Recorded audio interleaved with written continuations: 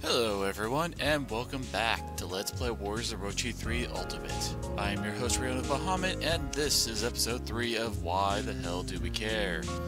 Today we are taking a look at Zhang Liao, Taishi Ci, Wang Yuanji, Zhuge Dan, and Sakon Shima. Once again, we are starting with our dynasty friends with Zhang Liao. Zhang Liao was born in 169 AD and first appeared in the series way back in Dynasty Warriors 2. He served many masters from Dongzhuo to Lu Bu and finally Cao Cao. Probably the biggest tale about him was his defense of Hefei Castle. He led 800 men against the Wu army of 100,000. In Dynasty Warriors 8's depiction of the battle, first he separated the Wu army in two using the drawbridges in the area.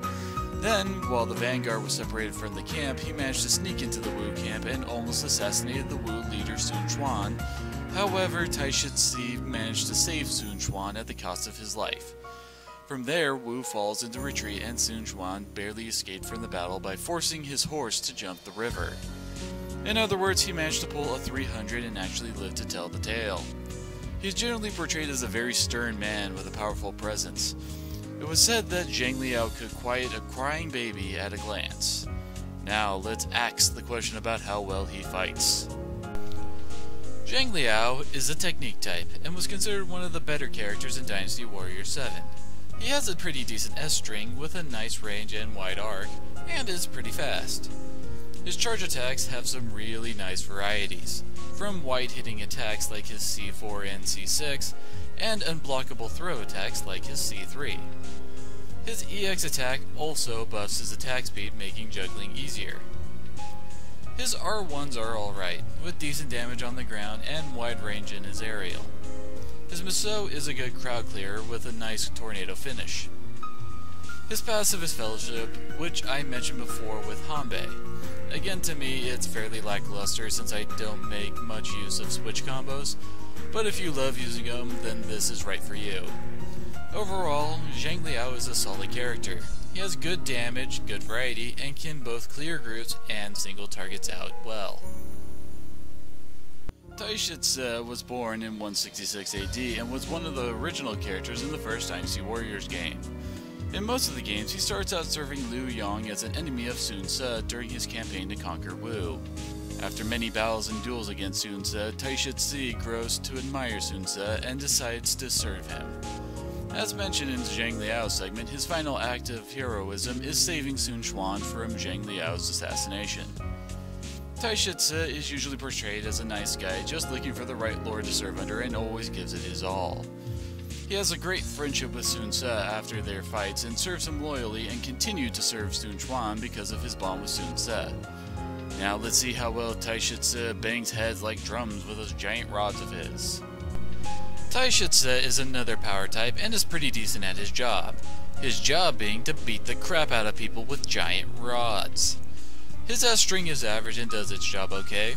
A lot of his charge attacks hit directly in front of him, so you have to be careful about being hit from the side or behind. His C4 and C5 both hit in a line out from him, and the C5 can be used to set up a pretty decent swap combo. His C6 is unblockable and follows into a nice wide-ranged explosion, much like his C3's EX attack. His R1s are alright, pretty good damage in wide areas in a line in front of him. His Musou attack is an unblockable throw that also hits everything around him for some nice damage. His passive is stamina, which again can be nice to keep your health full, but not really something to be relied upon. Overall, Taishi Ci is pretty solid and does a good job taking down officers who block a lot due to having 3 unblockable attacks. His EX attack may not actually be unblockable, but 90% of the time the end of C3 breaks the enemy's guard, so the EX attack hits anyway, so I'm counting it.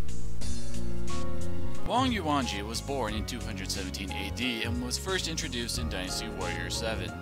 She is the wife of Sima Zhao and is the intelligent and practical support to Zhao's laziness and kind-heartedness. Initially, Sima Xie asked Yuanji to watch over his brother, and at first she dislikes Zhao for his laziness, but over time she helps him overcome it and grows to love his virtues and marries him. It is said that she was able to predict Zhong Hui's rebellion and warned Sima Zhao about it. Her son, Sima Yan, is the first emperor of Jin. Wang Yuanji generally acts very quiet and reserved and moves to make the most efficient moves possible even if it puts herself in danger, just as we saw in the Battle of Ueda Castle.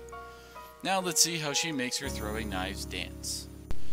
Wang Yuanji is a speed type and our first featured range character, but she is kind of a mixed bag. Her main issue is that all of her attacks and her S string do not cause hit stun. This means she cannot combo enemies or hit them out of their attacks unless she uses her charge attacks. Beyond that, her S string is ridiculously fast and hits in a very nice range and area of effect. However, the speed of her S string does make timing on her charge attacks a bit weird compared to everyone else. Her charge moves also hit in a nice area for decent damage, although be careful of her C2, C4, and C5 since those ones are pretty much melee attacks. Her EX attack, despite starting off a melee kick, is great, doing really nice damage to a huge area. Her R1s are fairly lackluster, especially her ground version that sends her towards the enemy, which is where she does not want to be. Her Musou attack is pretty good too, large range, decent damage. Her passive is regeneration, which accelerates Musou gauge recovery while inactive. This can be handy to cycle through your Musou attacks a lot to keep all your members topped off, but I will admit I rarely notice the effect. Overall, she is good when you can play to her strengths and keep your distance, but you really have to be careful or enemies will wreck her. It is unknown when Zhuge Dan was born, but he got his Dynasty Warriors debut in 7. It is unknown whether he was a brother or a cousin to Zhuge Liang, but in the games he is shown struggling with being constantly compared to Zhuge Liang and Zhuge Jin.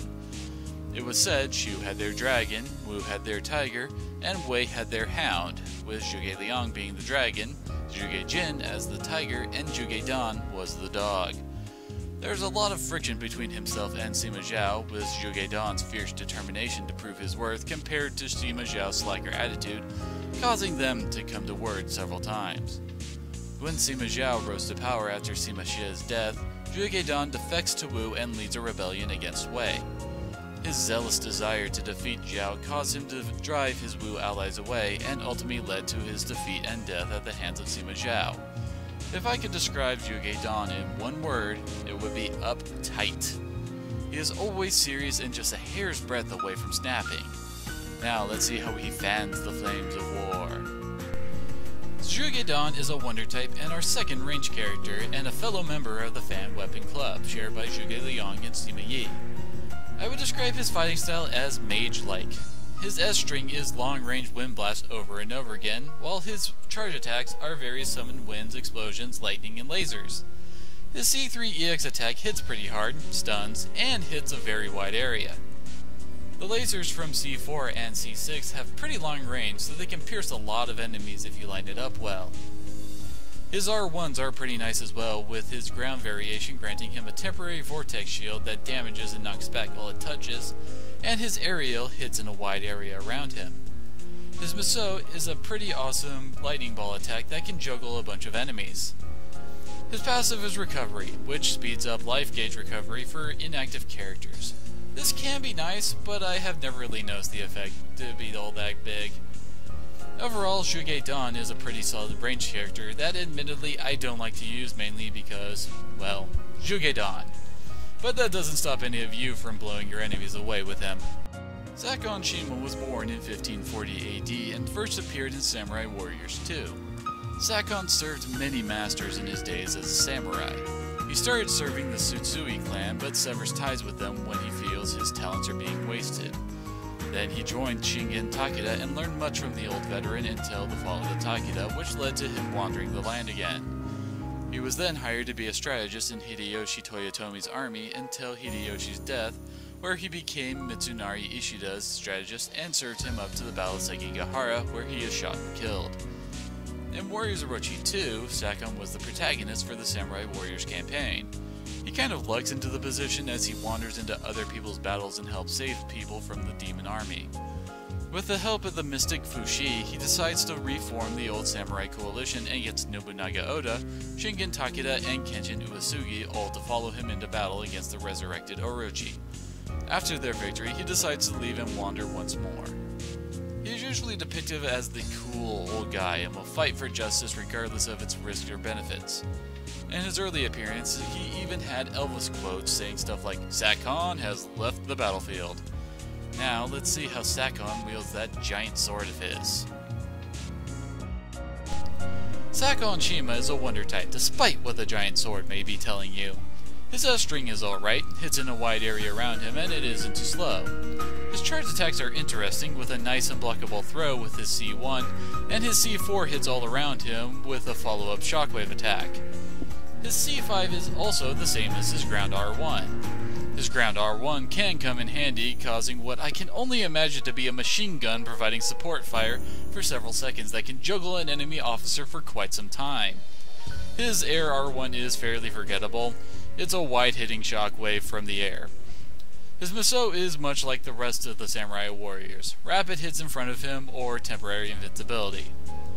His passive is Focus, which increases the Musou gauge, which is kind of a mixed bag on usefulness. It makes it take longer to fill the Musou gauge, but for samurai warriors this makes his Musou last longer, and could let a dynasty warrior use an R1 after using their Musou. Overall, he can fill out a party just fine with his wide-hitting attacks and some decent damage to back them up. Well, that's it for this episode of Why the Hell Do We Care? Join me next time as we go to the Battle of Titorigawa and hopefully find a way to save Wang Zhong. I'm Rayon of Bahamut, and I hope you all will join me again next time.